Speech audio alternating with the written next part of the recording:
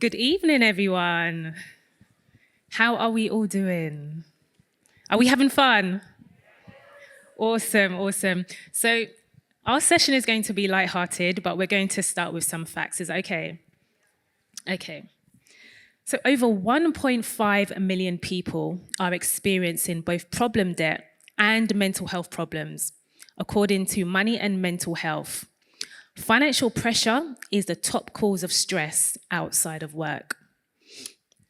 25% of all UK adults, that's 11.5 million people, have less than £100 in savings, according to a survey by Money and Pension Service.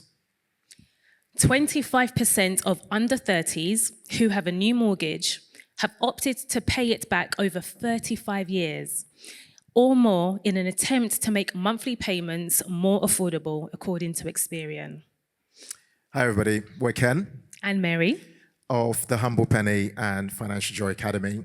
Part of the reason why we're here is because Mary and I achieved financial independence at the age of 34, including mortgage-free in 7 years. Thank you. Thank you. We're also best-selling authors of our book, Financial Joy. It's a 10-week plan to help you banish debt, grow your money, and unlock financial freedom in 10 weeks. So a bit of backstory about us. So I was born to immigrant parents who immigrated to the UK in the late 70s, and I grew up in Hackney, East London. Not the bougie Hackney that you know of today. And growing up, I just remembered that we never went on holidays as a family. We never ate out at restaurants. Instead, we had home-cooked foods and found other ways to make loving memories as a family. And I just remember my parents being super, super frugal when it came to money. And I guess that formed my money blueprint growing up, where I then grew up to then become quite frugal and just conscious of my spending. So my school days at secondary school, I dabbled in some entrepreneurial things like selling CDs in my school playground at lunchtime. I also did things like the paper round and worked in retail up until I graduated at uni. And I just loved seeing my money, like my savings going up and up and up. It just made me feel happy. But I didn't really have the confidence to then do something more meaningful with my money. I am the youngest of 3 older siblings, so I had the benefit of hindsight where I saw all the financial mistakes they made. And I was like, I don't want to make those same mistakes again. I don't want to repeat those same mistakes. So I then looked into reading personal finance books. I came across Rich Dad, Poor Dad, Robert Kiyosaki, and I guess that's where my journey towards financial independence began. Yeah. Okay, so hi everybody, I'm Ken, I'm Mary's husband. I moved to the UK when I was 14 years old. I was born in Lagos in Nigeria. And when I moved to the UK, we started with absolutely zero, no money whatsoever. And part of the reason for that was because we had limited rights as first generation immigrants to the UK. Anyone who's ever immigrated to a new country and began at nothing will know that it's very, very difficult. And in addition to that, I moved here when I was in year 11. You know, the worst possible time to move to a country where people have already established their friendships. And so bullying was a big challenge for me when I moved here. So coupled with that, I saw education as a way out. I noticed that the UK was organized and I could, if I worked really hard in some way, I could actually find a way through the education system and through being enterprising, which is something that, you know, my parents were really focused on, is teaching us that skill of trying to be enterprising. So I focused a lot on my education, and through that I got into university through clearing to study economics and accountancy. And from there I trained as a chartered accountant and got into the investment business and worked there for 14 years to become a chief financial officer for a venture capital business. And on that journey, I got to meet lots of people from different backgrounds. And Mary and I met in 2009, just after the global financial crisis, and began our own money journey as a couple. And in 2017, we decided, why don't we just teach other people kind of like what we've learned on our journey? And this is where the Humble Penny was born as a platform. But in 2020, COVID, we can all remember that season. It felt like too much for me because we were homeschooling our 2 children. I was working a very demanding job, and Mary was running a business as well and working on our platform. It got too much, so I had to quit that career, my journey. And part of the reasons why we were able to do that, Mary actually left her corporate career in 2019. But a big reason we were able to do that is because we'd got to a place in our financial journey where we felt we had that optionality where we could take that leap. So from 2020, I became full-time on the Humble Penny.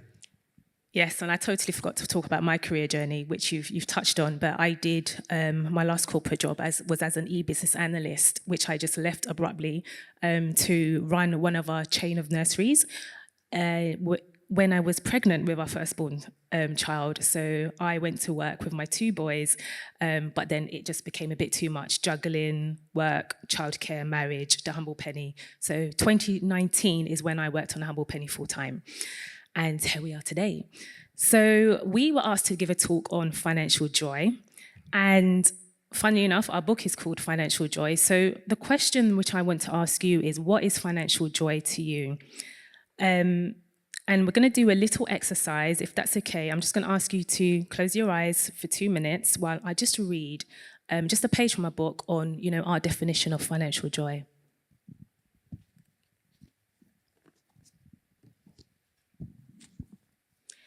Imagine a life where your financial situation no longer causes stress, anxiety, or sleepless nights.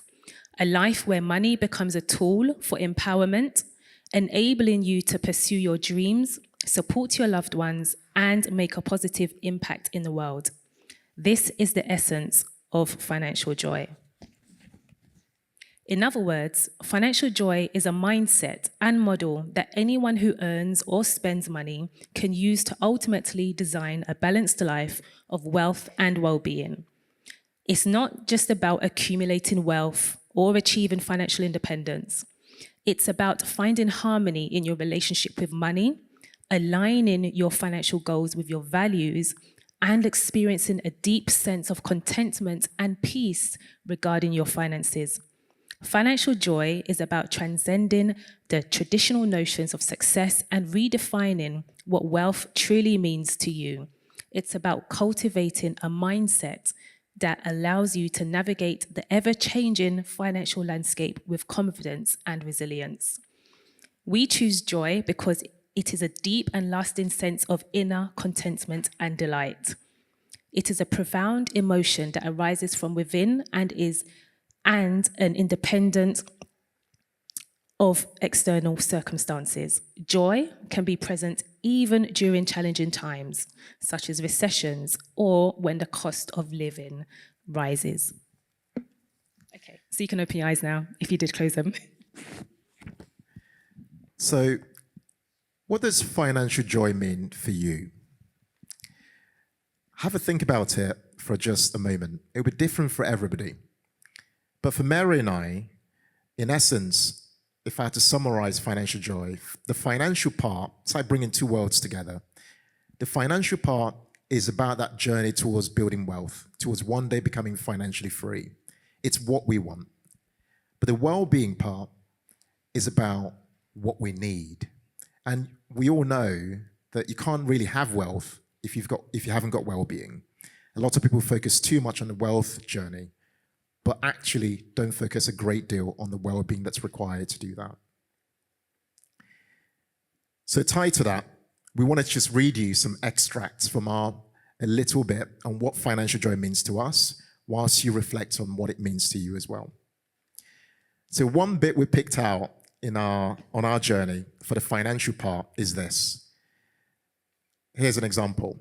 It's to invest in our pensions and max out our individual savings account, our ISAs, allowances each year, investing in 100% globally diversified stocks with a bias for ethical stocks, and rule out moving to a bigger house.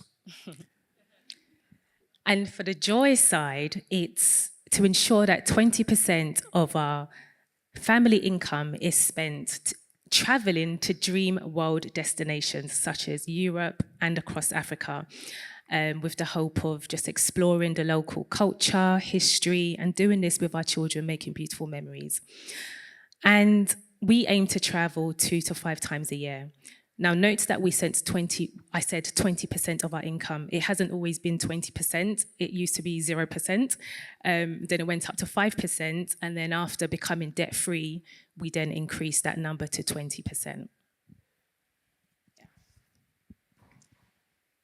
So let's get practical. What does financial joy look like to you? And I don't know if you had a time to think about that personally, but would love to hear from somebody in the audience what a life of financial joy looks like to you. A mic should be coming around.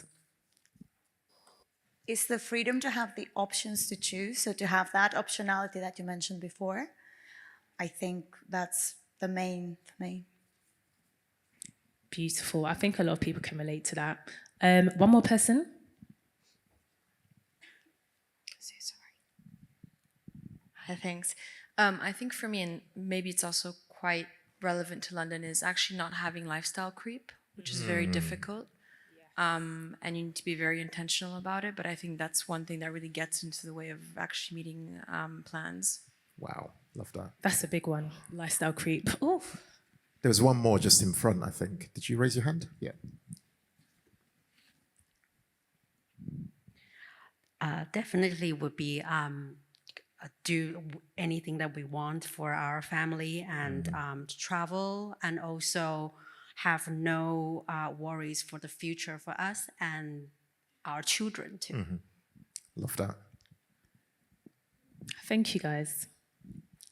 So we brought a small gift for you guys.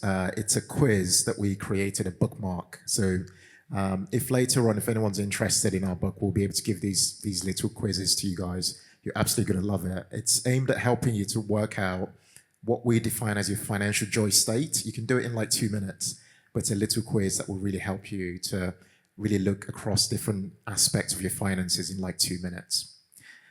Now, in case you're wondering, why is it that Mary and I focus so much on financial joy? Like, why does it matter so much to us? Now, I can think back to a moment that really Mary and I refer to as a point of no return. These are events that, when they happen, really change your life. For some people, it might be divorce. For some people, it might be redundancy. For me, I remember it very, very clearly. I got back home. I was heading home from work. I'd worked my way up in my career.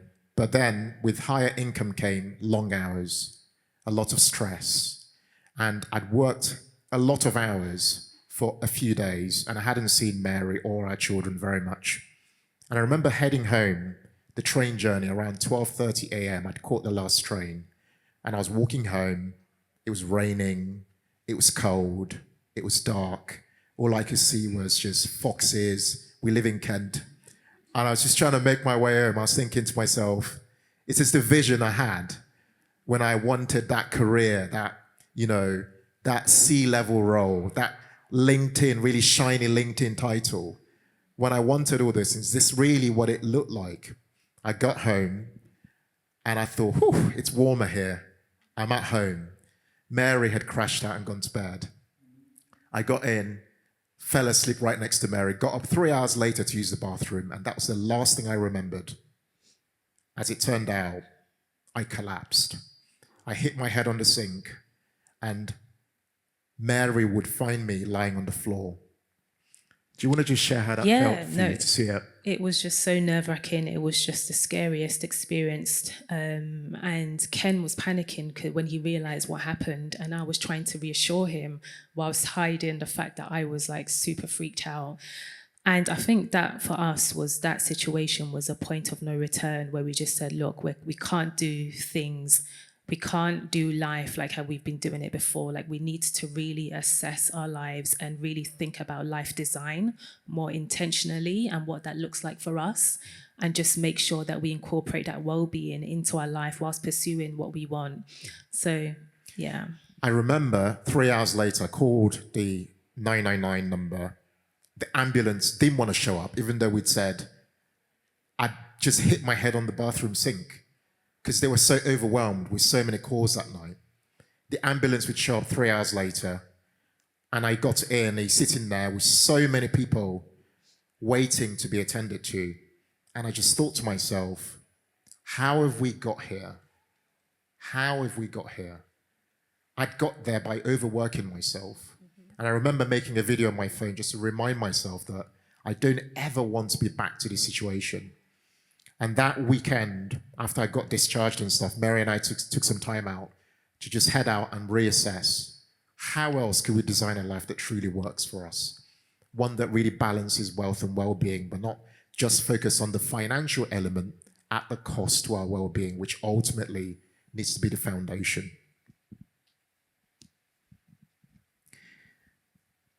So you've heard at the beginning, we said we achieved financial independence at the age of 34, including mortgage-free in 7 years. How did we do that exactly?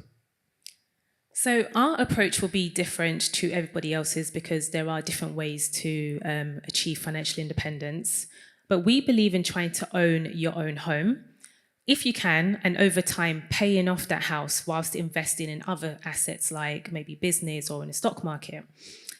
We moved out of London, so we're on the outskirts of London, just so that we can have the size house that we want to without the big mortgage.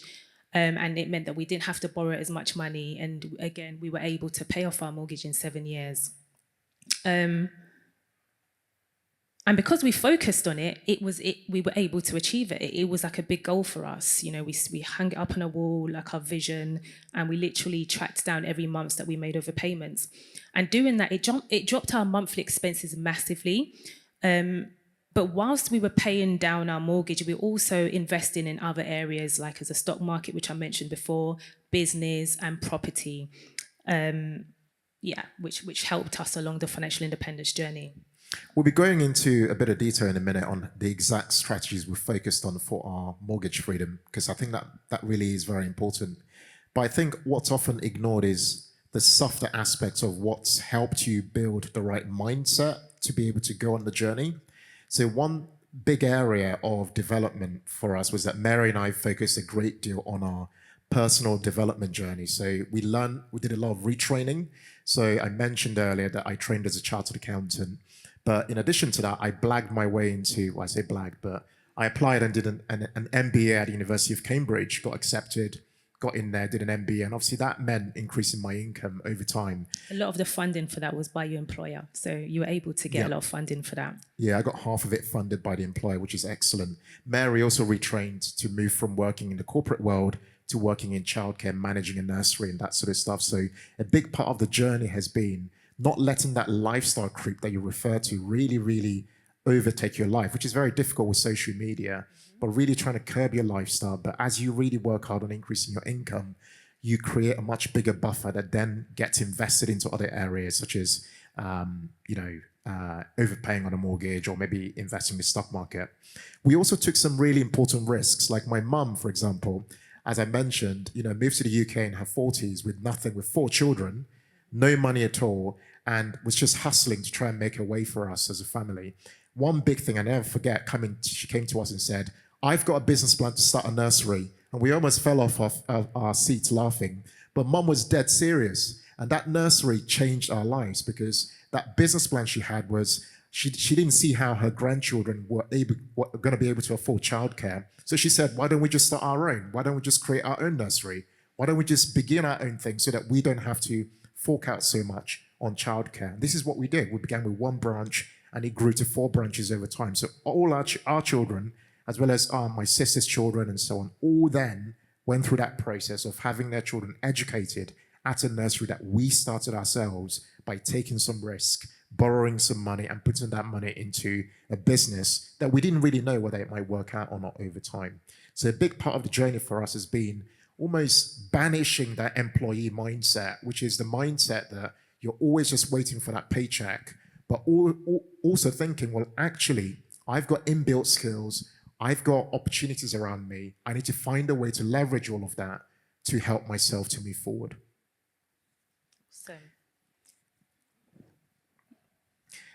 Another point I wanted to make was that we did other things as well as a way to really help us on this journey. We took on a lodger at home. When Mary and I met, we were like, listen, we've got a spare room here. Let's try and get a bit of money in. and tried to use that money to help ourselves. We took on this guy from Malaysia who was fantastic as a lodger, and he was great for us as a way to make some money. But overall, we wanted to just say that as the summary of our approach is that we focused on trying to become mortgage free. Like I said to you, we started this when interest rates were at rock bottom. Like, people were not trying to overpay their mortgages. It wasn't a smart thing to do financially. But for us, we had a different vision. And this is why if you're trying to achieve your goals in life, you can't pursue the same path as everybody else. Not everyone might believe the way you want to go. And so for us, focusing on that mortgage-free journey has really been a game changer, particularly as interest rates started to rise later on. It also required making a lot of sacrifices. So for example, we used to drive an Audi. We had to get rid of it. Bought a 2013 Nissan Leaf, cash down, £9,000. We've had the same car. We still got it today. We still drive it even today. Even at 80,000 miles, we're still driving that same car. It functions. It takes us where we need to go. We haven't needed to subscribe to that need to keep up with everybody else just because everybody drives a nice car, or you're supposed to because of Instagram. So we haven't done that. We bought a cheaper home, like Mary said. We moved out of London. We really focused on what we wanted. We even went plant-based for health reasons, but in addition to that, it also saved us some money.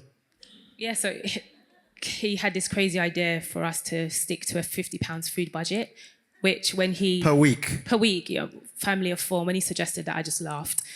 And every week I'll do the shop, he'll be like, oh, babe, what did the shop come up to? Oh, babe, it came up to 60 or 70. But in the end, I decided, look, let's just try to actually do this. And like Ken said, because we switched to plant-based, it was actually possible. And I was motivated to actually stick to that budget. I mean, it just meant that I shopped in Aldi, and whilst we were working, whatever food we made the night before, we packed it. Also packed lunch for work the next day. And yeah, we were just able to make it happen. What else did we do? We stopped at having 2 children. That's a bit controversial for people because some people are trying, and yeah, it's a bit of a controversial one, but we stopped at having I wanted 4 kids. Ken wanted 3. But I think after having 1, I was happy to just stay with 1 child, to be fair. So that kind of worked for us. Yeah. So we're going to wrap up by sharing some really quick fire tips on how we became mortgage free, because I think that's very important. Do you want to share some of Yes, those? I'm going to read this out because there's a few numbers. But the tip 1 was by overpaying the mortgage each month. So imagine you're paying an average interest rate of 5% on a £250,000 mortgage over, say, 25 years. £100 a month overpaid saves £26,000 interest and wipes 3 years off the mortgage. £500 a month overpaid saves £83,000 interest and wipes 10 years off the mortgage. £1,000 a month overpaid saves £112,000 of interest and wipes a whopping 14 years off the mortgage. The second tip is that we relied mostly on one salary, and the other salary just went straight to the mortgage, overpayments, and also stock market investing. Yeah, so to live on one salary meant that we really need to stick to that £50 food budget. We didn't want to pay off our mortgage over 25 years because we understood the maths and the power of compounding and debt, and we just wanted to beat it. Yeah, in addition to that, we overpaid the extra in terms of where you think the money came from. It came from our salary, any bonuses at work, any side hustles we were running on the side, any money we made went towards making sure we were trying to create that freedom for ourselves in the future.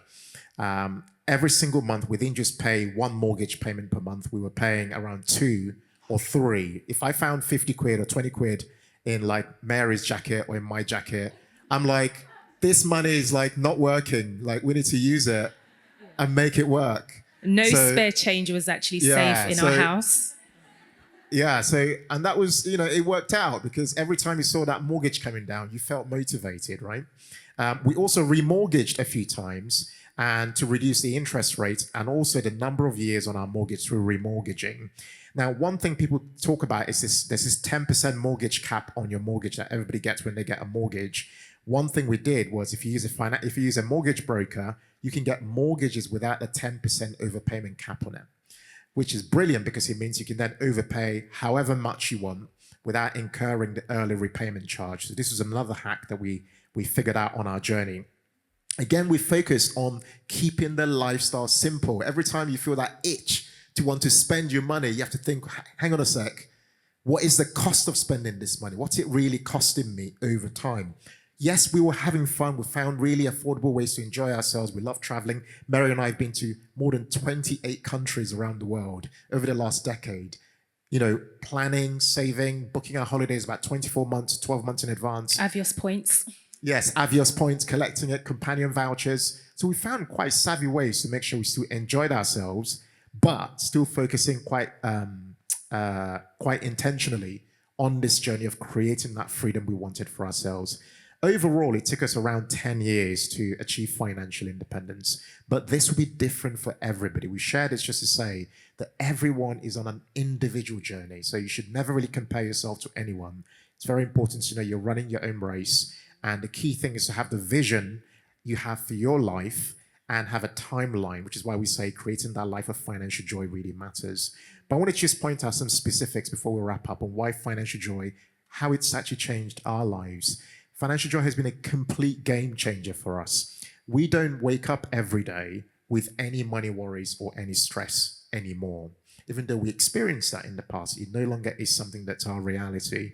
We're doing work we love today. We run our platforms, and we've chosen that. I could have been working those 14-hour days in my corporate job, but we don't do that anymore. We work 4 days a week, about 6 hours a day, Monday to Thursday. And we really enjoy our working hours. It's improved the quality of our marriage. Can anyone notice how beautiful my wife looks today?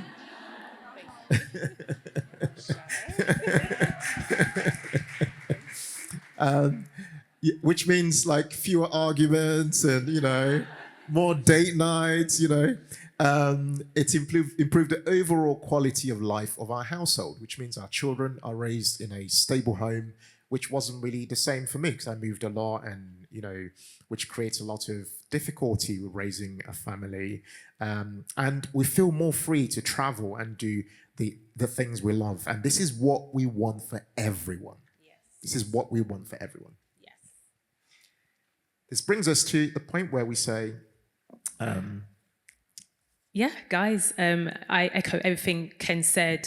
Financial joy is achievable. You can all achieve it. And financial joy is definitely something that you should seek to try and achieve for yourself. As we mentioned before, we wrote a debut book, Financial Joy, and it's available to order. So find us, I think, somewhere at the back where we'll be signing copies, and we'll also have the bookmark and the quiz for everyone that purchases the book today. but other than that, just wanted to say any quick questions you might have for us.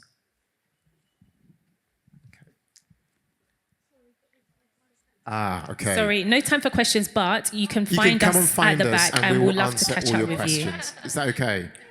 Apologies, I think we exceeded our time, but thank you. you all. Sorry. Thank you all. Thank you.